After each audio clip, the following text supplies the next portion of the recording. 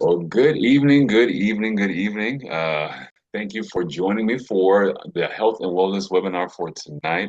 It should be a good time for everyone to be able to find real solutions for true healing. Me and my wife, Angelina, we are on this mission to be able to help at least 100 people to get their health back, whether that be towards either being able to get better management of chronic conditions, maybe like diabetes or high blood pressure, or being able to meet their weight goals, whatever that looks like. We just want to be able to help that accomplished for a good 100 people. When we get there, we'll definitely keep going, but that's where we're starting with. The reason why we're on is because we've had our health change in an amazing way. And so we just want to share a little bit of what we've been able to learn over the last a year and a half in terms of what it takes to truly get our health back. We're both in the medical profession, and we saw that we were doing a lot of disease state and health management, but not necessarily helping people get their health back. But we've been able to do that for ourselves, and just want to be able to share that. Usually with any of these health and wellness webinars that we have, we just want to share what's actually happened with us so that anyone that's on can have an idea what could be possible potentially if they can understand what it is that's truly behind so many of the different conditions and chronic conditions that are out there. And so I always like to start with my wife. She won't be on for tonight, but the reason why I'm doing that is because chronologically speaking, her health got changed before mine did. I saw what was going on with her, and so I'll share that with you guys right now. So my wife, Angelina, and I were both medical professionals. She is a family nurse practitioner. That being said, she has a lot of schooling and a lot of knowledge about, what it is that's supposed to be helping with getting health together. So she started as a nurse, then got her master's, so that she's a nurse practitioner. So, she's diagnosing, she's, getting people on, the appropriate medication schedules and getting certain tests and labs done. So, you know, uh, all that being said, just like most health professionals, you feel like you know what you need to do. Well, despite that, we hear a lot of things about, hey, once you get into your 40s, things start falling apart. And honestly, for both of us, that was something that was starting to happen for us. So in her case, she started experiencing things like joint pain, visceral fats. She was really struggling to get that belly fat gone in the gym 4 to 5, actually 5 to 6 times a week, over an hour. Still not seeing much progress there. High cholesterol, despite all of that, working out and really do well with her diet. So eating a lot like a hamster, a lot of salads and things like that, trying to get to that calorie deficit, just really wasn't working for her when she was 40s, as it may have been when she was in her 20s and whatnot. Anxiety and depression. So she'd have been on antidepressant for over 10 years before we get to a changing point for us. There's also irritable bowel syndrome, acid reflux that had really gotten to the point where it was super bad. How bad? Talking about 5 to 6 meds she was taking without any relief. So she was really starting to throw her hands up when it came to that.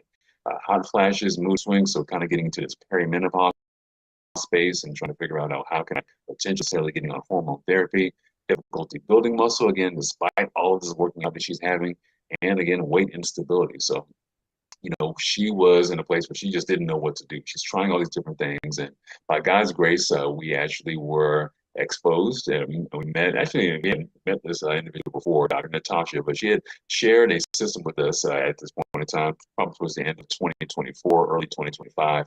And again, with my wife having all this stuff going on, she didn't even really understand as well what was going on. But hey, she was getting a recommendation for something that was natural, something that had been proven scientifically, and it was coming from a medical doctor. So she was like, "Well, I don't have enough time. I don't want to spend too much time looking into it, but I'll go ahead and give it a try." And it was one of the best decisions she made for her health, probably in all of her life. She started on a system, and almost everything pretty much time changed. Maybe not overnight.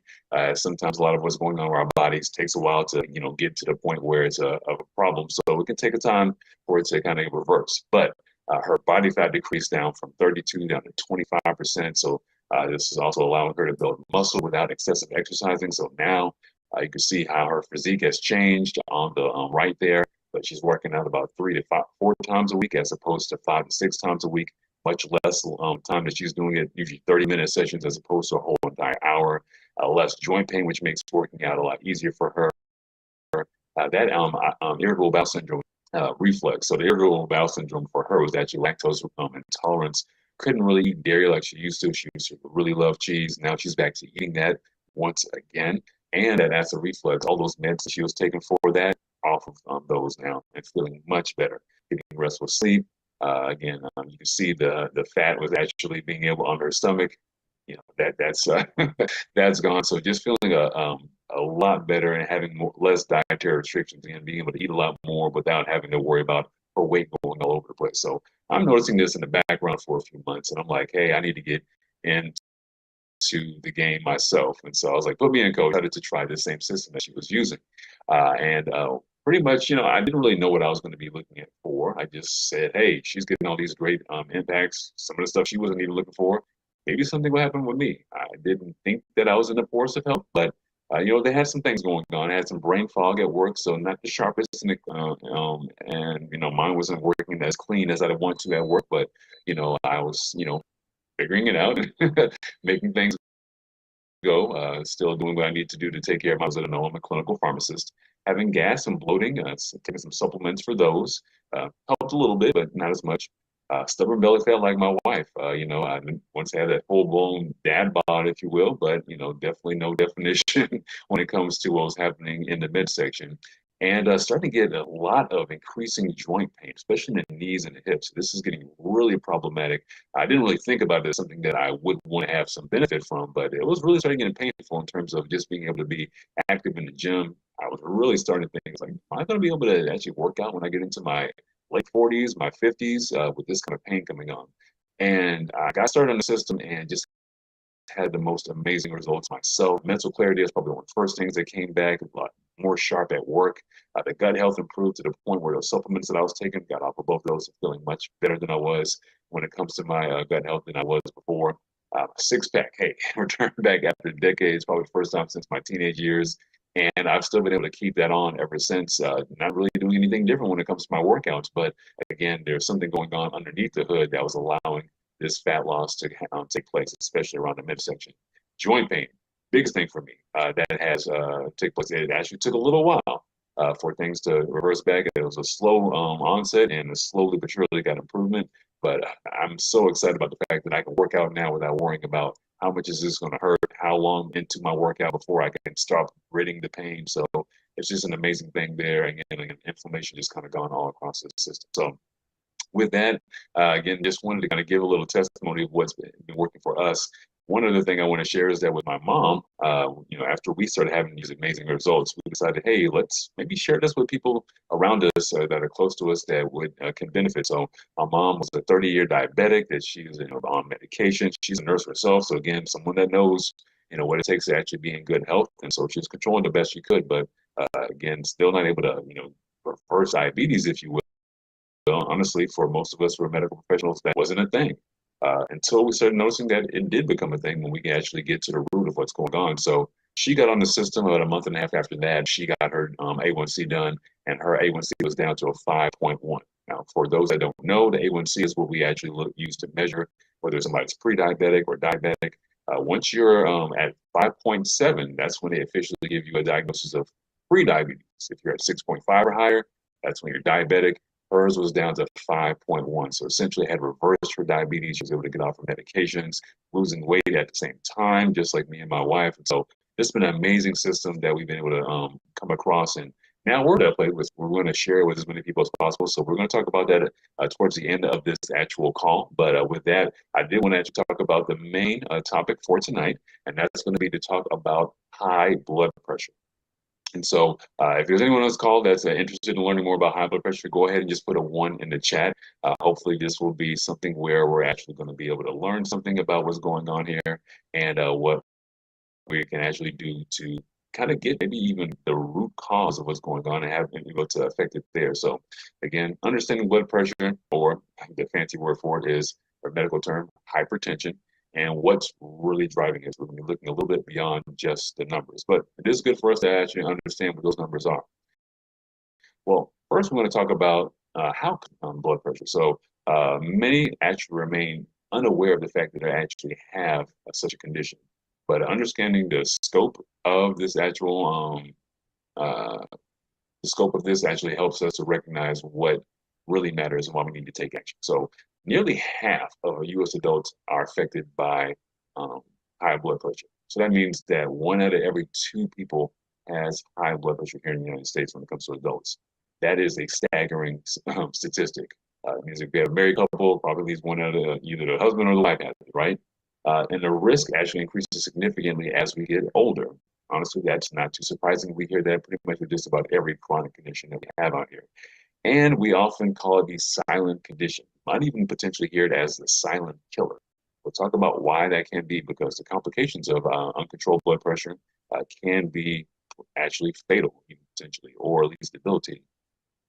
So, understanding the numbers. So, when we talk about blood pressure, especially when you go to the doctor and you get your blood pressure taken, there's going to be 2 numbers, but the 2 numbers that you're hearing is actually just one reading. So, we always express in we have this number over this one, and typically the first number, like see the example there, maybe 120 is going to be higher than the second number, which is going to be 80 in this situation. So, one number over another number. So that first number, though, that top number, if you will, is going to be a what we call the systolic. So again, using some big medical terms, but just in case you hear this in the future, then you actually know the top number is called a systolic, and that's going to measure the pressure when your heart actually pumps that blood out. So that's when it's why that pressure, that number is going to be a little bit higher because again, if you're having that pressure kind of increased by the heart pumping, then that's going to cause that number to be a little bit higher than it would have been prior to that. So that other number then is going to be the diastolic. That's the bottom number, and that's when the heart then actually relaxes before it more blood pretty much that's that second part of the heartbeat. And so again, you're resting at that point, and I should say your heart is resting, and so that's why you have a lower pressure at that point in time.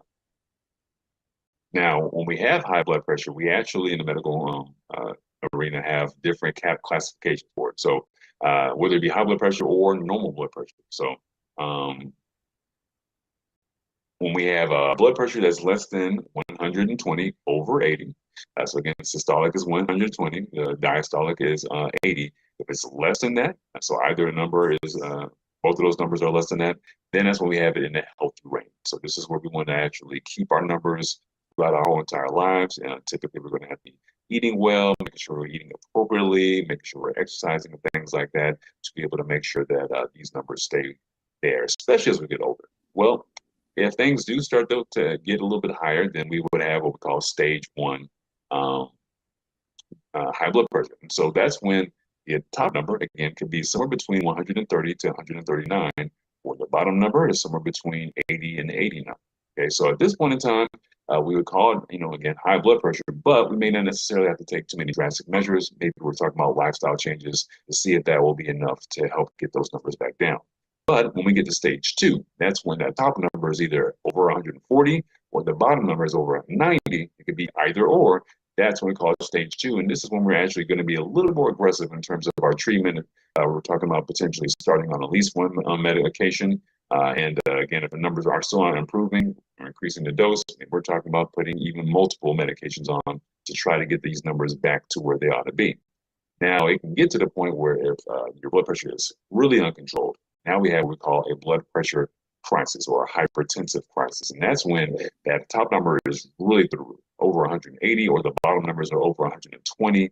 That is potentially a life-threatening situation. So if we find out and see, even if someone feels fine, but we see that these numbers are that high, we're talking about getting immediate medical attention, getting to the emergency room. You get there, those numbers are high. We're actually talking about IV meds that we're giving to try to get those numbers down. Because if we don't get those numbers down quickly, we could potentially be talking about a heart attack or a stroke. Definitely something that we're not wanting to see. And so, why does blood pressure matter? Well, I kind of alluded to it there, but in terms of where it can actually go if we don't treat it and take care of it. But one of the problems is that there's just a lot of times just no symptoms. So people can be walking around. Again, 1 out of 2 of us have it, but it's more likely not that every person that has it or every adult that has it knows that they have it. And because we don't have these warning signs, and again, you can have dangerously high levels and feel perfectly fine. So now we have silent danger. Okay, so this damage is now affecting the blood vessels, the heart, the kidneys, very important organs in your system. It's been happening slowly over years, and again, without any indication that damage is done until things start to fall apart. Again, we're feeling fine the whole entire time, feeling perfectly healthy pretty much until we don't, until we actually have a severe incident. So we want to make sure that we're checking on these numbers very frequently, at least once a year, when we're having our yearly physical. And again, depending on what's going on, if you've got a diagnosis, even more frequently, maybe even at home on a daily basis, just to have an idea of what's going on. So why are we doing this? Again, it's because of these long-term complications. And I alluded to a couple of them before, but we have heart disease, which in other words puts us at a higher risk of having a heart attack. Everyone knows that that could potentially be a fatal situation. But the same thing with the stroke. So that's pretty much what we call a brain attack. A portion of the brain is not getting the oxygen that it needs. And again, that can also be something that could be life threatening. We don't want to put ourselves in these situations if we can avoid them. Kidney damage, very important in order for our body to be able to make sure we're filtering our blood appropriately. And if it's damaged, then it's not going to be able to do that. So that can lead to some other complications like kidney failure in the future. And then there's also issues with our vision. So that can be something where, again, the eyes are not working as well as they should, but it has cognitive decline. What does that mean? Pretty much means that our brains are not working as functioning as well as they should to be able to get get the functioning going well. And so it may not necessarily be a stroke that's taking place, but again, just the brain not functioning as well as it should, and it kind of decreases in its ability to do so over time as we age. And so again, things that we want to be able to obviously avoid by not having our blood pressure stay uncontrolled and through the roof. But we talked about, the fact that a lot of times maybe we're not having symptoms, but sometimes we do, especially when the blood pressure is getting significantly high. So we could potentially have some severe headaches. Also, we can have chest pain, and so again, you can see again an involvement of the brain and involvement of the heart. But we can also have this shortness of breath. Not necessarily be directly related to the lungs. It could be just that now the heart is not pumping well enough for that blood to actually get to the lungs to be able to help them to work the way they should. And then, of course, there's dizziness and confusion. Again, a lot of involvement with the brain. And so, why do the numbers come up? Well, this is some more the traditional explanations that a lot of people may hear about and have been hearing about maybe for decades. Probably number one on the list is too much salt. If anyone's heard anything about having too much salt in your diet, definitely go ahead and put salt in the comments because I can imagine that that's probably something that everyone's heard about. Obviously, I hear about it a lot as a medical professional myself. But with that, pretty much what that can lead us to fluid retention. Pretty much when the body, wherever salt goes, the fluid goes with it. So if you're eating a lot of salt, then the mindset is, and that's pretty much how it works, is that now fluid starts to get into the blood vessels. And so, of course, the more fluid you have in this closed system of the vessels, then the more that pressure builds up. There's also stress. And so this is now more of a hormonal thing. This could be just whatever you have going on in life. It's keeping you stressed. That's a very important thing to have. You want high blood pressure when you're trying to get away from a line, your life is on the risk. But when you're just having hard times at work and it's stressful, maybe you're overworked and things like that, or you have some stuff going on with your family, again, these are real life things. But when this is chronically happening, we then have chronic levels of the stress hormone and cortisol being released. And one of the things that it does is, again, increases your blood pressure. And if it's just a little bit, again, it's the same thing that will be produced if, you're actually needing to save your life. On a physical level, now we're just trying to deal with stuff maybe emotionally. Genetics can also play a role in it as well. And then there's just aging. So when we get older, our blood vessels just tend to get a little bit more rigid. So they don't really expand and they're not able to kind of deal with any changes in blood volume and blood pressure. And it's kind of very taut. They don't really move. So that can also increase our chances of high blood pressure being something that we're dealing with and having to see in our future when it comes to aging. So when it comes to looking a little deeper, however, we want to talk about some other things that may not be as traditional, but may have a very significant impact on why people are having high blood pressure, potentially why you or a loved one is actually having high blood pressure. Because it's not always just about salt. So a lot of people reduce their salt intake, they still struggle with elevated blood pressure. That is very common. I've seen that a lot. People are trying to make these lifestyle changes, and this is probably one of the biggest ones that's promoted, but they don't really see much of improvement there. And then blood pressure issues are actually increasing faster across all age groups. So we've got this information out here that lets us know that okay, here's what we ought to do, but yet and still, we're decreasing the salt. We're making sure that we're exercising, whatnot. It's still on the rise, it seems like, despite all of this information on people's know-how about what they should be doing. So there may be some deeper causes going there, something more fundamental that may be driving the issue. And understanding the body's metabolic process, in other words, how it actually deals with energy, and this energy is typically how we eat, could better hold the key to better solutions for us when it comes to deal with our high blood pressure issues that we have. Again, one out of two of us having that diagnosis. So I want to talk about one of the most important metabolic hormones out there. And so that hormone is going to be called insulin. There's going to be a reason why I'm bringing insulin up. So what is it and what does it do? So insulin is a vital hormone that helps your body use the food that you eat for energy. And generally speaking, it's really focused on our blood sugar. All right. So that's why when most people actually heard something about insulin is because, hey, I know someone who's a diabetic. Diabetes, what is that? High blood pressure. I mean, high blood sugar, right? And that helps to get that sugar back down. And so, what does insulin actually do in the body? It helps to move sugar from our blood into the cells. And that actually allows those cells to use that sugar for energy. And so, again, it's directing energy into the body. It also plays a role in storage and metabolism. So, not only just helps to bring blood sugar into the cells, but one thing that I should tell us the fat cells to do is to hold on to the fat, hold on to energy. So it's typically something that's a building hormone. It's something that's a fat, I should say, an energy storing hormone. Again, either in this case, bringing that blood sugar into cells or telling the fat cells, hey, don't release your energy. I need you to hold on to that. So we'll talk about how that could potentially become not necessarily a greater situation if certain things are in place. And so, what happens when the body actually stops responding to insulin? Well, this is something that we actually call insulin resistance. The reason why it's called insulin resistance is because it means that the cells of the body, which all have insulin receptors that are supposed to respond to insulin, they stop responding, or at least to some degree, and they start resisting insulin and its effects. And so, again, these cells can stop responding. Over time, these cells become less sensitive to insulin and becomes something where, that blood sugar that's supposed to be coming into the cells, it actually isn't getting into the cells and it stays in the bloodstream. So that pretty much means we have elevated blood sugars, and that can then lead to the prediabetes and then to the diabetes. And then from there, because the blood sugar is so elevated, it stays elevated. Well, that actually makes your body want to pump out even more insulin to try to see if that can help overcome this insulin resistance and start to get that blood sugar back into your cells.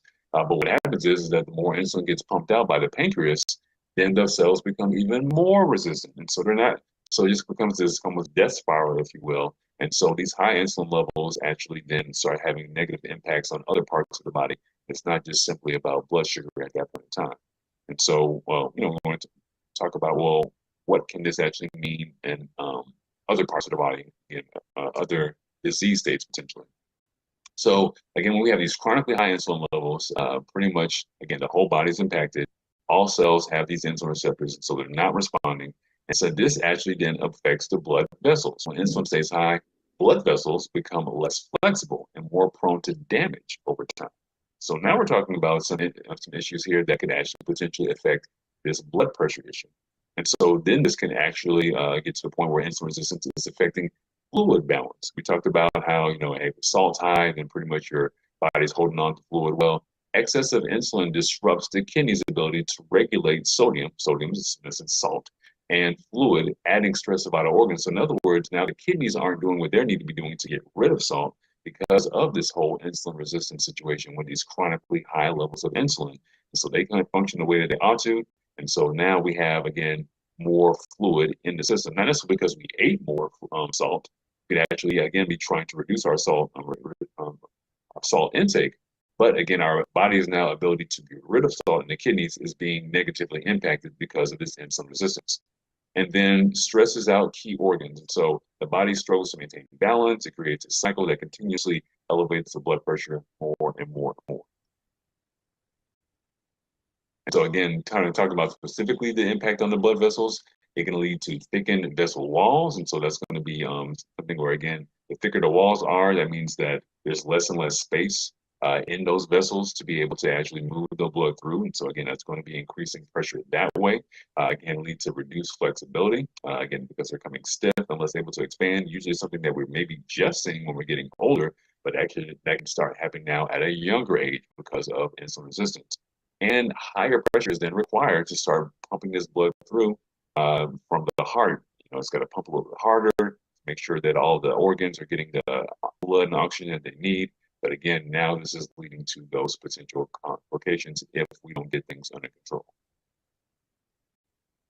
And so it can also impact just the fluids in the system. Again, it leads to sodium retention because of the kidneys. I just mentioned that.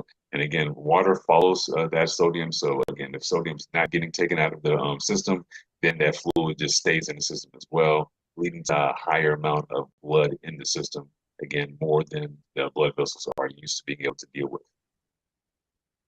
And so, talking about hormonal effects, so insulin and cortisol. So, high levels of insulin actually tell the body to release more cortisol. But the crazy thing about that is that cortisol then actually helps our body to tells our body to hold on to fluid again because you're stressed. You need your blood pressure up. So that's just making a bad situation even worse. Okay. And lastly, in that chronic state of stress, again, the body just stays in fight or flight mode. Elevated blood pressure just continues on. And so now maybe even we're not necessarily stressed by what's going on in life. This insulin resistance again is causing more and more and more release of cortisol, which only makes the situation again even worse when it comes to blood pressure. And then there's the impact on the kidneys itself. Again, kidneys help to regulate our blood pressure. And again, specifically the insulin resistance, the high levels of insulin disrupts fluid and sodium balance. Again, that's just driving things again more and wrong. You can see that on so many different levels. This one hormone called check. If we get to a place where the body's not listening to it as it should, then we can have all kinds of different problems. We talked about initially that it can maybe be a blood sugar problem, but we can see that it's clearly now on so many different levels causing a blood pressure problem. But it's not just this thing called insulin resistance. It's also something that a lot of people are starting to learn more about, even us as medical professionals, and that's the impact of our gut health in terms of what's going on there that can actually impact the rest of the body. So the gut bacteria balance has a powerful influence on blood pressure too, and when it's compromised, it affects that whole entire cardiovascular system. Okay, so that's everything that's going to the heart and our blood vessels. So pretty much our poor gut health can increase inflammation, not just in the gut, but if it gets bad enough there, a lot of the inflammation in the gut lining can allow a lot of that toxins and those inflammatory factors to start getting into our bloodstream. And so this starts to injure our blood vessels. And then this can also then worsen insulin resistance as well. Pretty much when these toxins and things like that get to those insulin receptors in the body and those cells, that pretty much turns those insulin receptors off. So pretty much you've just activated insulin resistance just because of some toxins that are released in the gut. So we can see how so many different parts of our body are so interconnected. We've got to make sure that we're doing our best to kind of keep everything working as it should, including in this case, the gut health, just to be able to help with blood pressure control as well. And so what's the bigger picture? So we have this insulin resistance that leads to high levels of insulin, and also have this gut health that leads to inflammation. And we also have issues when we have our blood vessels being affected by insulin resistance, being affected by poor gut health, fluid changes, typically fluid retention that increases our blood pressure.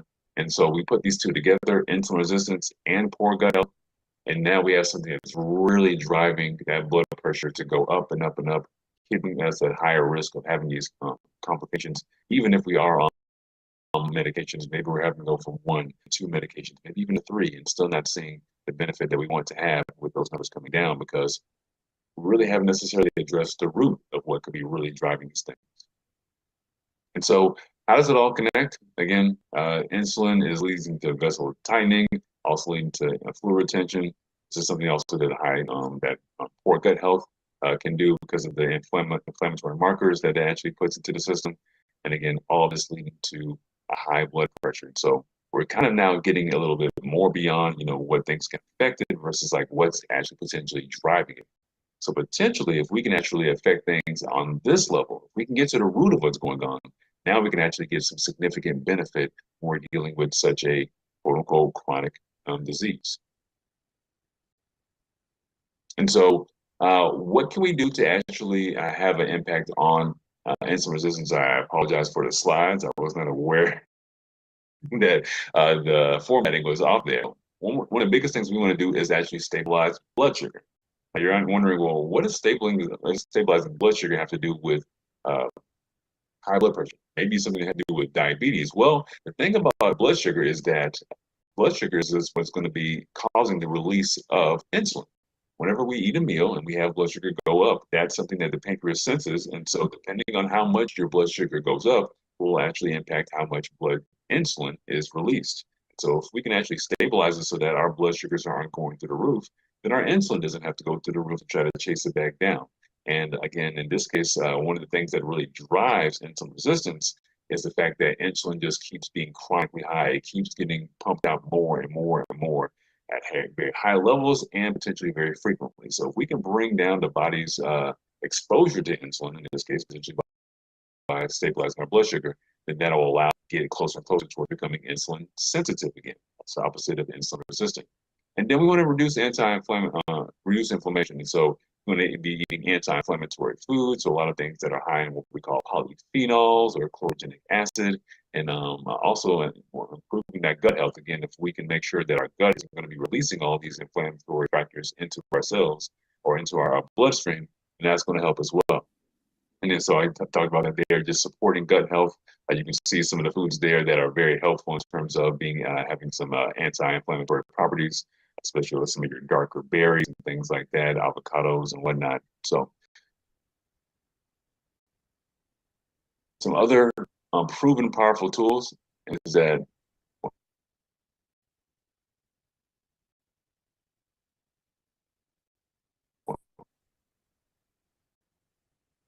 all right. So, if we can decrease our blood sugar and keep it lower throughout the day, this again will decrease insulin spikes. It also helps to give us steady energy, which is also something that most people are very looking forward to having. Also, it helps again with preventing that fluid retention and it promotes healthier blood vessels. Like we talked about, those high levels of insulin really makes those vessels thicker and less pliant. And so, again, if you have less insulin around, they start to get a little bit more able to deal with any increase in pressure.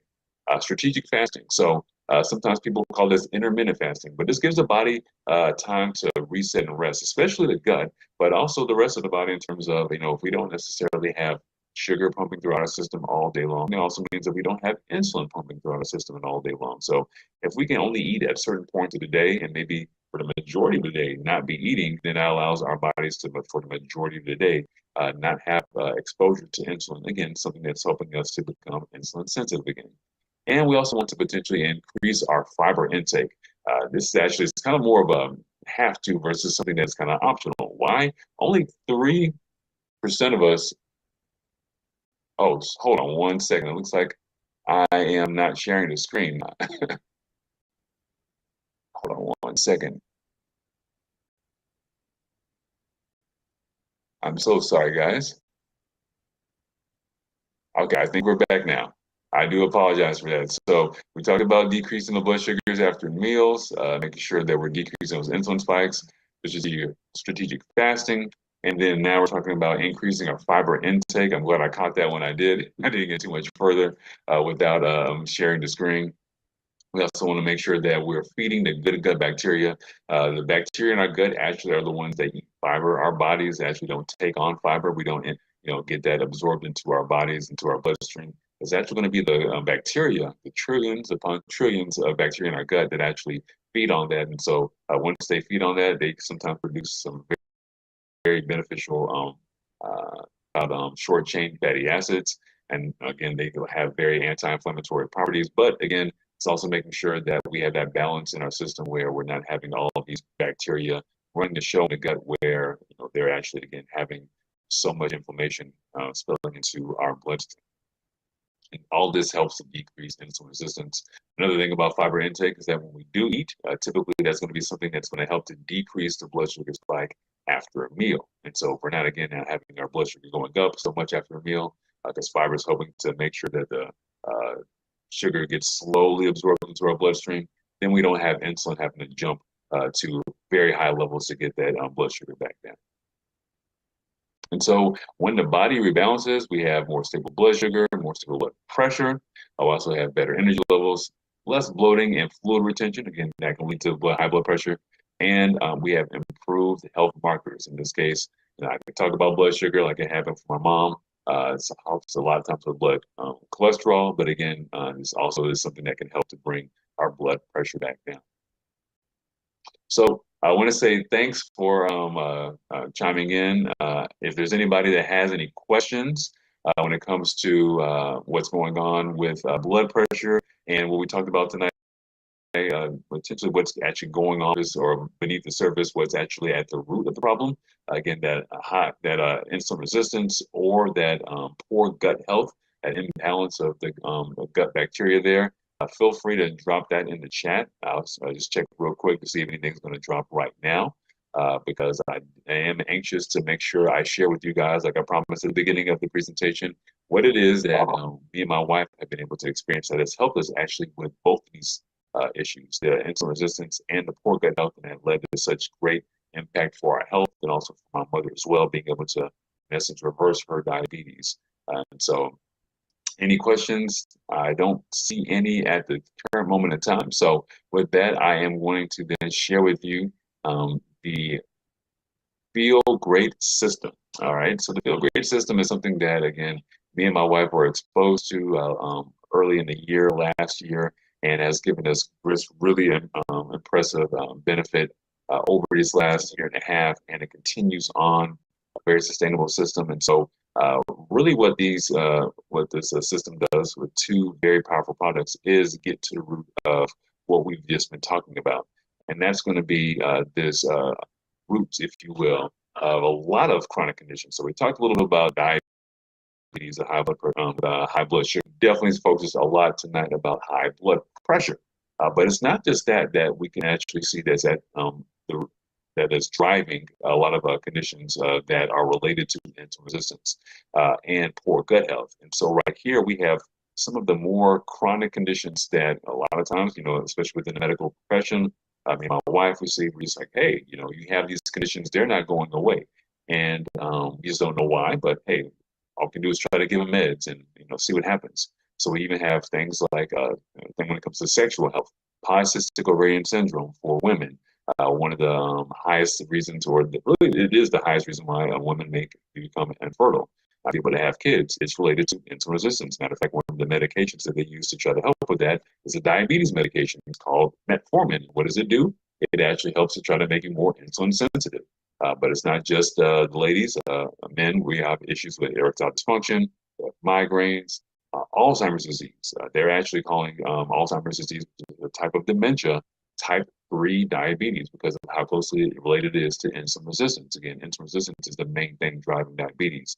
We also have weight gains. We have obesity, nerve pain, fatty liver disease. That's also on the rise as well. And so it can be these chronic conditions, but sometimes for us to actually know that we're dealing with poor gut health and insulin resistance as well, it could be something that's maybe not as uh, diagnosable, if you will. Sometimes just little tips and things that if you don't know to look out for, you'll have no clue that that things might be getting worse and knocking on your door. So frequent urination at night, tired after eating, you're craving carbs even after eating, high cholesterol, high belly fat. We talked about that a little with obesity. We could have inflammation. So that was my issue when it came to my joints. Skin tags. That's something that actually improved my mom a lot of times. For diabetics, they have the skin tags, and so that can be a sign again of insulin resistance, brain fog, memory problems. So all these different things. I have a long list of things here that can be related again to this thing called insulin resistance and poor gut health. But if you look to your left, you look to your right, maybe if you're looking in the mirror, you will see that a lot of people are dealing with this. That's because 93% of American adults are struggling with their metabolic health. And typically, when we're talking about metabolic health, it's going to be this combination of insulin resistance and poor gut health. Now, we're going to talk about, well, why are we in this dilemma? Why are so many people struggling in this area? Well, it's mainly because of the modern diet dilemma. This is not typically an issue that was happening nearly as much, maybe back in the 1950s, but things started to shift at that point in time, typically with the onset of processed food. So a lot of this processing of foods was something that was actually done to help with World War II. So it started back in the 1940s to help with the soldiers having to go across the seas, but we're like, oh, this works for them. Why not use it for us? And so we're getting these foods to have a much longer shelf life, but unfortunately, it seems like it's actually helping our shelf life to decrease. So one of the biggest things is that we're doing now, since food is so accessible, you can have it at your desk, you can have it anywhere in the house, have it at work, is that we're eating all the time, every 2 to 3 hours. Matter of fact, most people are eating at least about 5 to 6 times a day. Well, the problem with that is that every single time that you eat, your sugar goes up, which means that your insulin is going up. So we're having these super frequent insulin spikes throughout the day. Like we talked about with insulin resistance, if your body's seeing insulin all the time, it stops listening to insulin as it should. That becomes insulin resistant. So we're eating at 8, 10, 12, 2, as you see here, and it becomes very problematic. Now, it's not just the problem that we're eating too frequently and insulin has to come to the rescue. It's the fact that when insulin does come to the rescue, it's typically coming up at very high levels because our sugars are spiking. Why are sugars spiking? Because we're taking fiber out of the foods. Like I mentioned before, a little briefly, is that when we actually have fiber in our food, it actually helps us to actually decrease blood sugar spikes when we do actually have sugar in our food. But a lot of this processing to be able to actually increase these shelf lives of these foods, we got to take the fiber out. We keep the fiber in there, then it's like the fiber that you have with you see here a regular apple. A regular apple is not going to sit around and be good for weeks and months on end. It's going to actually maybe within a day or a week, within days or weeks, it's not good. It's typically that fiber is actually going through a process where it actually starts to go bad. Well, you don't have that problem when you have apple juice though. Well, what happens between apple and apple juice? You take all the fiber out, and so that apple juice can be sitting on the shelf for months or potentially years, and it's still good. It could be organic and healthy, but at the end of the day, when you actually eat that, it's not feeding your good gut bacteria. Again, that's something that that fiber is supposed to be able to do, but it's also now going to make it so that when you drink that juice, your blood sugar goes through the roof, which means your insulin goes through the roof.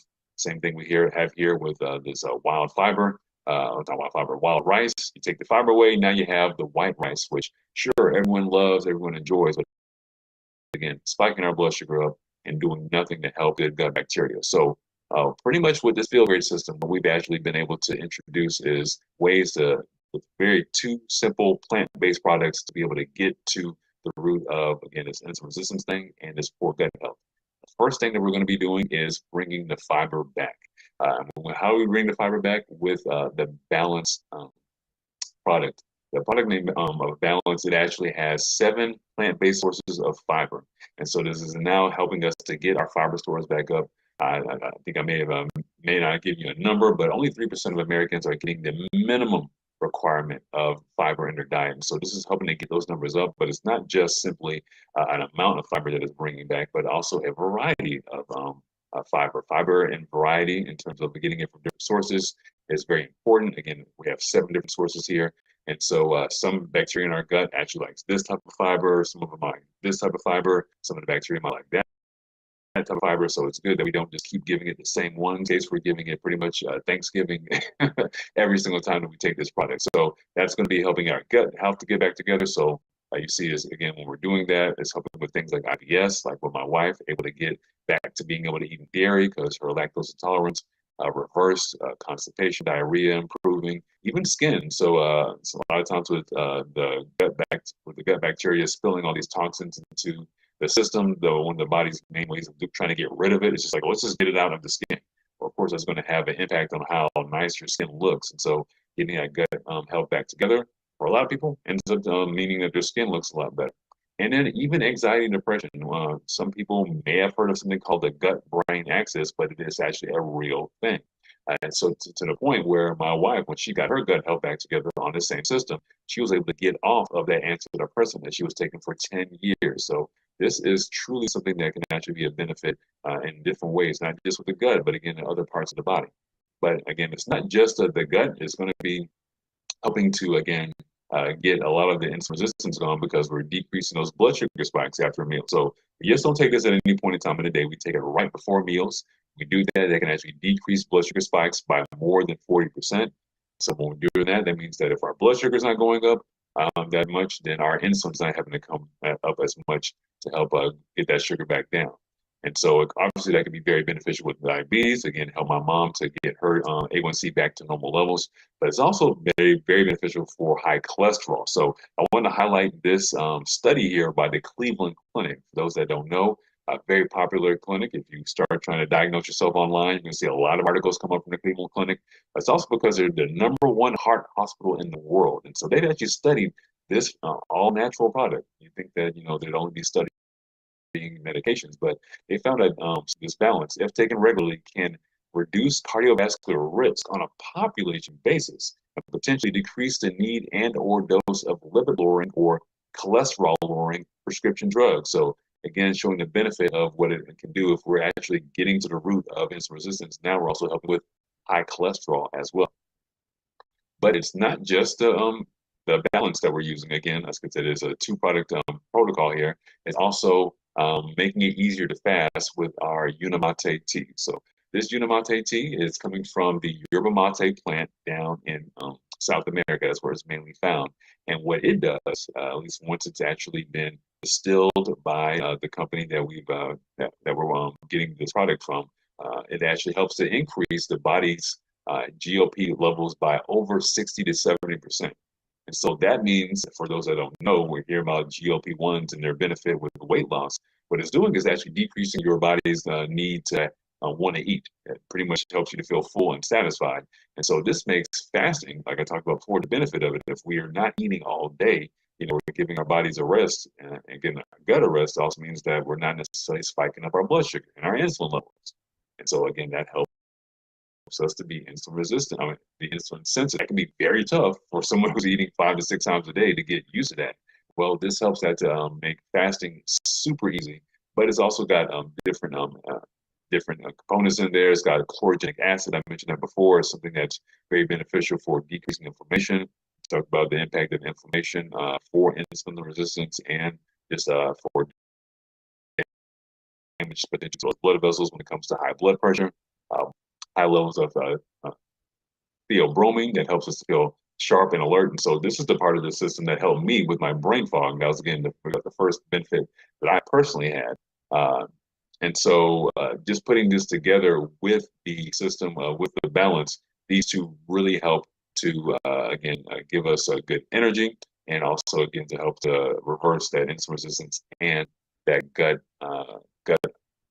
poor gut health. Sorry about that. And so when it comes to this system, it is, again, going to be a pretty proven solution. When I say proven, it's actually been to the point where you can actually find this in the physician's desk reference, or what we call the PDR, or now they're calling it the prescriber's digital reference since it's online now. But pretty much the same place that people will go, I'm going to say people, providers will go to find medications for high blood pressure or high cholesterol or diabetes. They could actually find this, again, proven, a well-studied, all-natural plant-based system there, if they're new to look for there and actually see all the data that is there, proving how well it works. It has 5 patents on it, and so it's not something that we know it's kind of thrown together. People are making it in all kinds of different ways, very structured ways. Got the clinical studies that back it up. That's why it's in the PDR. Safe and natural. So this is something that can actually be taken with with children even. We've actually, me and my wife helped one of our daughters' classmates when she was in 3rd grade, and when their doctors were talking about, hey, let's try to put her on high cholesterol because of what was going on with her blood work, we got her on a system to actually help with that. But it's also safe with pregnant women, even nursing women. And so it's also guaranteed. It's a 90-day money back guarantee to make sure that, hey, if we're not seeing results, you're taking it like you're supposed to. That's how much they believe in just how well this does to reverse some of these metabolic issues that a lot of people are dealing with. It also can be cost neutral. So we'll talk about the price in a second. And it's also something that's available in over 50, actually at this point in time, over 60 different countries. So the reach that we have right now is there's so much of a need across the world. It's actually helping people all across the globe.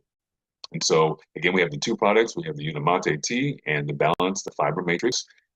And in terms of, again, pricing, pretty much what we typically do when we're actually using the system is we cut out one of the meals. And so we're cutting out breakfast and potentially also cutting out snacks, which, again, if we're eating all day, that's not helping with insulin resistance. We just want to make sure that we keep those at a minimum. Then, we're talking about $5 to $10 a day that we're spending on, just one of these meals and snacks. And so when we have the cost of the system coming out at $159 a month, it's about $5 a day. So For most people, if you're cutting out a meal, you're cutting out snacks in 2026, you're definitely cutting out a good $5 out of what you spend on a daily basis. And so if you're thinking about it as part of your grocery bill, then it actually is something that is like, hey, well, maybe I'm adding to my grocery bill, but because of how the system is working, we're not just doing this for finances, we're doing this for our health. But it actually then becomes something that's not necessarily driving our bills up. For me and my wife, it actually helped us to become a little cost positive, actually, because of again the decrease in the amount of food that we're actually spending on our groceries. Because again, using the system, just weren't eating nearly as much. So, what does this actually look like as far as from one day to the next? So, in the morning, we typically talk about, hey, the most important meal of the day is breakfast, right? And that's typically going to be in the morning. Well, pretty much breakfast is whenever you want to. All it means is you're breaking your fast. And fast just means that you're not eating. So what we would recommend with the system is that, hey, first thing in the morning, you're grabbing your Unamate tea, and then that's going to be keeping your you know cravings, keeping you fasted all throughout the morning. And what that actually does, you see this big fire here, and this actually referring to fat burning. So what happens is that, when you eat and it's been a while since you've eaten, your body starts to clear out all the sugar that's in your system, all that blood sugar. That's going to be your primary source of energy. But once that's gone, it doesn't mean that, we don't have any energy left. What happens after that is that the body starts going to fat for fuel. And so we've cleared out the system. We're not eating over and over again because every time we eat, we're just going to get more the body will want to use instead. We keep that sugar away. Now we're able to actually access that store of fat and use that for fuel. So for breakfast, we're actually eating our love handles instead of, that donut or that bagel or that cereal, which is only going to be driving our blood sugar back up. So we do this until we get to our first meal of the day. That's when we break our fast with lunch. But when we do this, we actually start using it with a balance before that. That balance, again, is going to help to decrease that blood sugar spike with the meal. So, yeah, we do have to eat, but we don't necessarily have to have that blood sugar spike up just because we decided we are going to eat. So that keeps that blood sugar spike after lunch low. And with that, again, insulin doesn't have to come to the rescue as much. And then after that, to avoid snacking, now that we're, for most of us, we have what we call a feeding window. And so in this case, we started with lunch and probably finish it with dinner, maybe 6 hours, maybe 8 hours, whatever the case is. You don't necessarily have to be eating all throughout that feeding window. We can actually be like, hey, let's just have lunch and just have dinner. Well, we're like, well, once I start eating, I feel like I want to eat again. That's where that Unamate tea comes back into play. And so just like we started the day with it, now after lunch you get back to it. Again, this helps you to keep you from snacking and helping make sure that you're not having to spend all this money on snacking as well. Then you get to dinner, you have that balance before that meal as well, keeping that blood sugar spike as low as possible, and then you go to sleep. Well, of course, you're fasting throughout the night because you're not doing anything, including you're not eating, and then wash and repeat for the next morning instead of getting the breakfast, getting your Unamate, and you do it all over again. So hopefully this is making sense, but it's a very simple, very sustainable system. Matter of fact, it's something that's not just benefited me and my wife, but it's benefited so many others. You see the gentleman to the left, he has no more issues with gout on this system, which is incredible. His A1C, again, related to his diabetes, was at 13.8. He was very much so diabetic. Went down to 5.9 while losing 90 pounds in the process. Again, that ability to burn that fat. We have Delana right here. She also has had much benefit. In her case, you can see that she slimmed down, but she had a lot of benefit with cholesterol. So her total cholesterol went down 76 points, triglycerides down 120 points, lowered her blood pressure, like we are talking about today. And again, coming off of all her meds, even taking away her sleep apnea. We also have this gentleman here, again, losing 50 pounds, going down from a 4XL shirt down to an XL, down from 11 meds down to 2. Pretty much reversed his diabetes as well as his A1C went from 7.9 to 5.4. And we have this young lady here, decreased or took away her pre-diabetes while losing 63 pounds, joint pain going away like myself, skin clearing up, vertigo even leaving. So just so many benefits. And again, not just these four, not just me and my wife, but I there's so many others that I have been just having a incredible experience on this system. And so with that, just want to make sure that I share this with as many people as I can. Again, me and my wife, we have the vision to be able to help 100 people. At least that's what we're getting started with to get their health back. And so if you're in a place where you feel like, hey, I'm really curious, and actually maybe very curious about what's going on here, invited you onto this call, make sure that you get back with them and let them know it's like, hey, that system, this Feel Great system that Dr. Ugo was talking about, I'd really like to learn more about it. Now, in this case that maybe you saw or got invited to this or got wind of this wellness webinar via email that I may have sent out or maybe a social media post that I sent out. I did want to share with you how you can learn more about the system. Of course, you can actually just reach out directly to me via whatever method that, again, you got wind of this particular webinar. But and I actually go every so actually I thought of before I get too much further. I said metformin was making me sick and not fixing the problem. Feel Great is helping much better. So I see Jenny. Sounds like you have someone who's got a testimony here about the benefits of the Feel Great system for themselves. So hopefully you've been able to learn a little bit. And I'm curious, now that you are in on the system, and then what benefits have you seen specifically with your diabetes? Hopefully, you've seen some. Not sure how long you've been on it, but feel free to share. But again, for anyone who is on and maybe not be as familiar with the Feel Great system, again, if there's someone that invited you, make sure that you reach back out to them if you're wanting to learn more. But I also wanted to share a site or my particular site where you can learn more about that system as well. So that site is going to be resetwellness.info/system. So again, I'm putting in a chat at you right now. It's going to be resetwellness.info/system. So that'll actually get you some information about the Feel Great system itself. I actually have a little bit more when it comes to explaining and breaking down what it is. Also, you'll see some testimonies there, some before and after pictures like you've seen from earlier on in the presentation. So I'd like to share that with you. A1C, so this is Jenny chiming back again. A1C of 11.7 on meds to 7.9 off of meds. And this is essentially in about 4 months, 121 days. So again, it's a strong testimony of what this can do. And no more asthma gone. And that can have a lot to do with getting your gut health back together. Our immune system is very closely tied to our gut health. Matter of fact, 70% of the cells of our immune system are right there lining the gut. So if we have poor gut health, we typically have a lot of poor immune system health. And our immune system is that's what's going to be causing our allergies. Pretty much when it's going a little bit too haywire, when it's a little bit confused and doesn't know what to do, then that's when we actually leads to a lot of allergies. So she says, so awesome. I couldn't disagree with you less.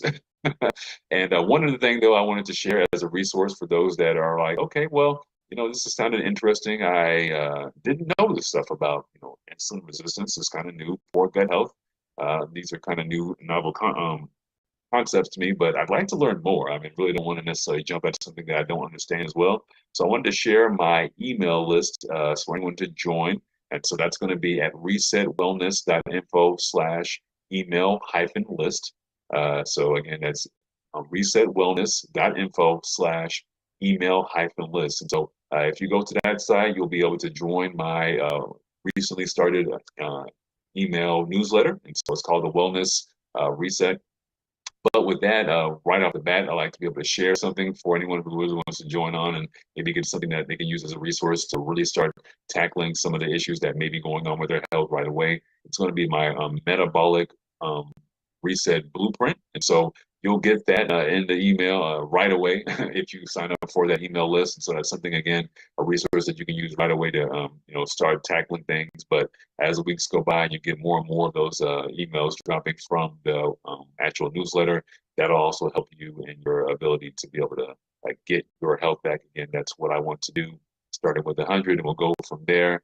Because I do think that it is God's will that all of us are actually supposed to be in the best health that we can be. There's a lot of information out there that can be confusing. I was there, even as a medical professional, not really knowing what helps and what doesn't. And so now that I've been able to get my health back and understand why, just want to share that with as many people as I can. Again, I think that's your right to be able to just be able to live in good health, regardless of what age you are. So blessings and blessings and blessings on the health and on the rest of your lives. And just with that, I just want to close up tonight's call. And skeptical Gen X here. So yeah, I'm skeptical too, but the proof is in the pudding. So again, just wanted to share this with as many people as I can. I'll be back again next week, every week at Sunday at 7 p.m. Central Standard Time, just to talk about different topics and how we can get to the root cause of what may be going on so that we don't just simply manage disease states, but we actually get our health back, get true healing. So blessings on tonight. Y'all have a great one.